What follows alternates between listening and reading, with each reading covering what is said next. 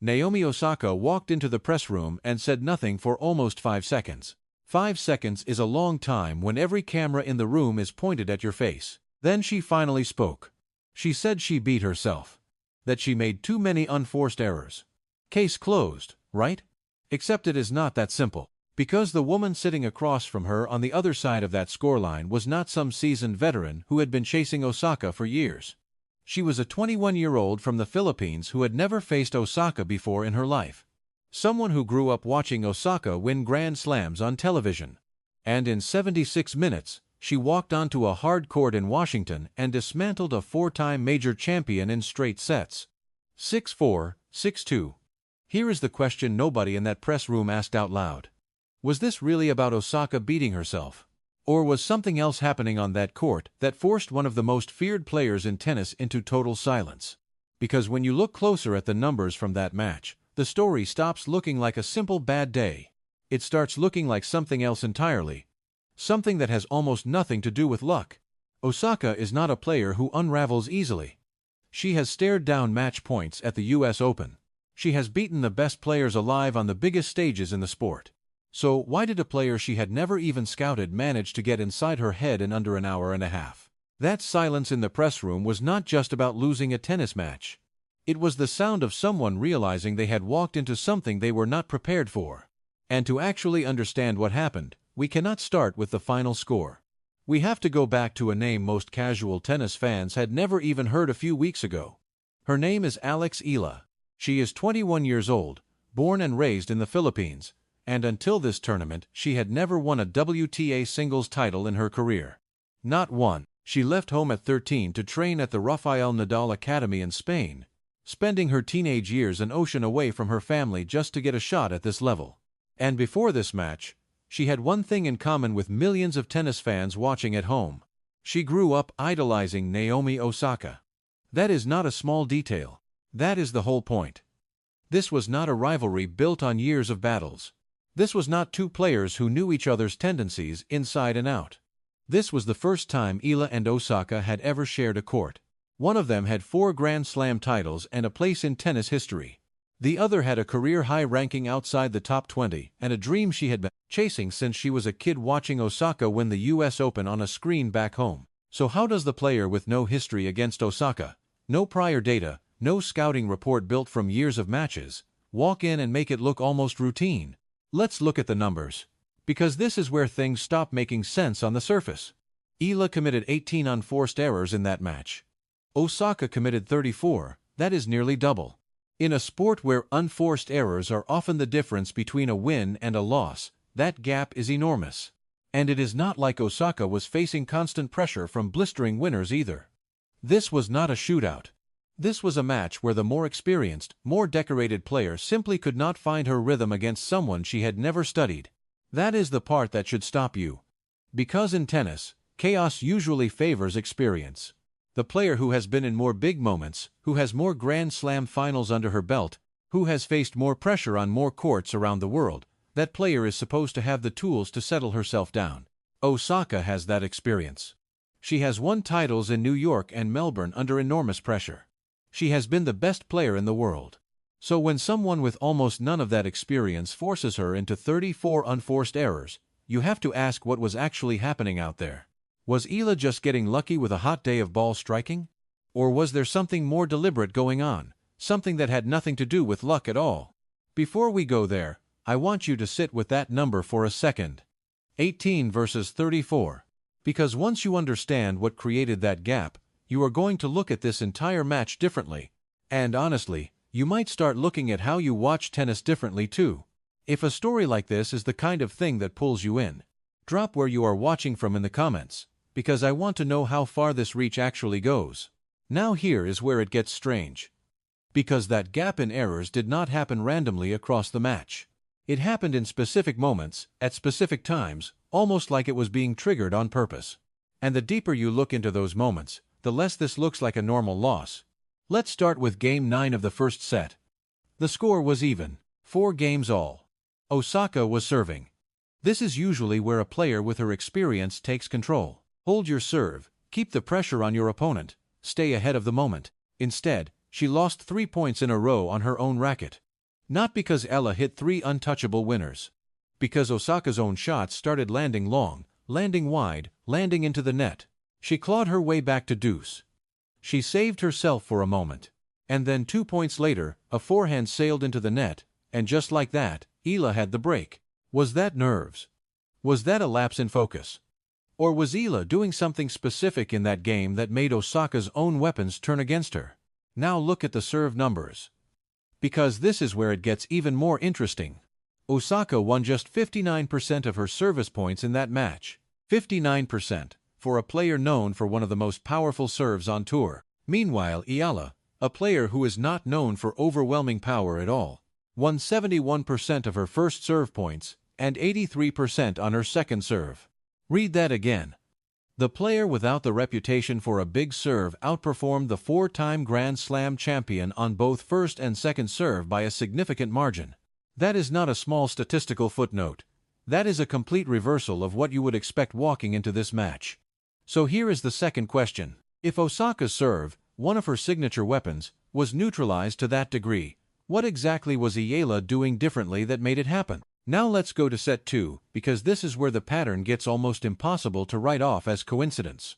Osaka actually found some rhythm early in the second set. She broke back. She pushed her lead to 3-2. For a moment, it looked like she had found her footing again. It looked like the version of Osaka everyone expected to show up was finally arriving, and then it collapsed. Completely. From that 3-2 lead, Osaka lost 5 straight games. Eala closed out the set 6-2, turning a competitive match into a rout in a matter of minutes. This was not a slow fade. This was a sudden, dramatic swing that happened right after Osaka appeared to be taking control. Think about that sequence for a second. A 4-time major champion claws her way to a lead in the second set, looks like she has stabilized, and then loses 5 games in a row to a player who had never faced her before in her life. That is not a normal defensive collapse. That is something happening in real time on that court that we have not identified yet. Was it fatigue? Osaka had played fewer matches at this level recently, so maybe. Was it frustration bleeding from the missed opportunities in set 1 into set 2? Possible. Or was Eala doing something at the baseline, something with pace, something with placement, that made it nearly impossible for Osaka to find any consistent footing once the match tightened up? Here is what makes this genuinely hard to explain away. If this was simply a case of Osaka having an off day, you would expect the errors to be scattered randomly throughout the match. A bad game here, a shaky patch there, but generally spread out. Instead, what we see is a pattern. Errors clustering at specific moments. A collapse that happens right after Osaka builds momentum. A serve percentage that craters against a player with a completely different game style than anyone she typically prepares for. That is not randomness. That looks like cause and effect. And if it is cause and effect, that means someone was pulling the strings out there. Someone was making decisions, point by point, that systematically took away exactly what Osaka relies on to win matches like this. The scoreline says 6-4, 6-2. But scorelines do not tell you why things happened. They just tell you that they did. So, if this was not luck, and it was not simply Osaka having a bad day, then something else has to be true. Something about how Eala approached this match that nobody outside her own team fully understood going in. And once you see what that something actually is, this entire match is going to look completely different to you. This is where the story flips. Because the mistake everyone made watching this match, including the commentators, including the fans, including probably Osaka herself walking in, was assuming this was going to be about Osaka's level. Whether she showed up, whether her serve was clicking, whether her power game was firing on all cylinders. That framing is wrong. It was never about whether Osaka would play well. It was about whether Osaka would be allowed to play her game at all. Here is what that means. Big hitters like Osaka thrive on rhythm. They want pace coming at them so they can redirect it. They want a predictable tempo so their timing stays locked in. Take that rhythm away, slow the ball down, change the height, change the spin, make every single shot feel slightly unfamiliar. And even the most dangerous ball strikers in the world start missing shots they would make in their sleep on a normal day. That is exactly what Eala did. She is not a power player. She never has been. What she is a player who reads rhythm and disrupts it, point after point, without ever letting her opponent settle into a comfortable pattern. Think of it like this. Imagine a boxer who hits like a truck stepping into the ring against an opponent half his size. If that smaller fighter tries to trade punches, he loses every time. But if he moves constantly, changes angles, never lets the bigger fighter plant his feet and load up a shot, something strange starts to happen. The bigger fighter starts missing. Not because he got weaker, because he never got the rhythm he needed to land his best weapon. That is what happened to Osaka on that court. Her serve did not get worse. Her ball striking did not get worse. She simply never got the rhythm she needed to let those weapons do what they normally do. And here is the piece that confirms it. Listen to what Osaka herself said after the match. She did not say Eala played out of her mind. She did not say she got outclassed by pure firepower. She said, quote, "I feel like I hit a lot of unforced errors, so that was probably one of the main reasons." Read between the lines on that quote. She is not describing an opponent who overpowered her. She is describing a version of herself that could not execute her own game plan. That is the language of a player who got taken out of her rhythm, not a player who got beaten by someone hitting bigger shots than her. Now go back to what Eala said about Osaka before this reveal even happened. She called Osaka a player who, quote, "definitely has aura and definitely has power." That is respect. That is not the language of someone who stumbled into an upset by accident. That is the language of someone who walked in fully aware of exactly what she was facing, and had already built a plan around neutralizing it. This is the moment where the entire match needs to be reconsidered. It was never really about Osaka having a bad day. It was about a 21-year-old with no prior history against her studying exactly what makes big hitters dangerous, and then spending 76 minutes taking that danger away, point by point, until a 4-time Grand Slam champion had nothing left to hold on to. That silence in the press room after the match. That was not just frustration over unforced errors. That was the sound of someone realizing they had just lost a chess match they did not know they were playing. If that reframes the way you are watching this match right now, tell me in the comments what you think Eala actually changed out there. Because we are not done. This theory sounds compelling, but a theory is not proof. And what comes next is where the numbers stop suggesting this happened and start confirming it. We do not have to guess anymore, because both players told us exactly what happened, in their own words, within minutes of walking off that court. Start with Osaka. When she said her unforced errors were the main reason for the loss, that was not deflection. Think about what a player of her caliber usually says after a loss to a lower-ranked opponent. Usually, it is about the other player's level. She played incredible tennis. She hit some amazing shots. That is the standard answer. Osaka did not say that. She pointed inward. She described a version of herself that could not execute, not a version of Eala that overwhelmed her. That is the language of a player who knows, deep down, that something about her own rhythm broke down, even if she could not fully explain why in the moment. Now put that next to what Eala said about her own game heading into this tournament compared to a year ago.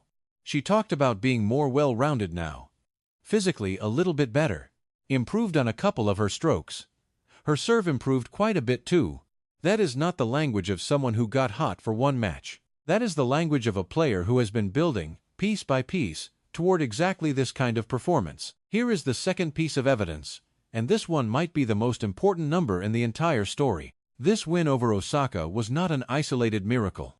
It was Eala's 6th win over a placed, top 10 opponent in 2026 alone. 6th, let that sink in for a second.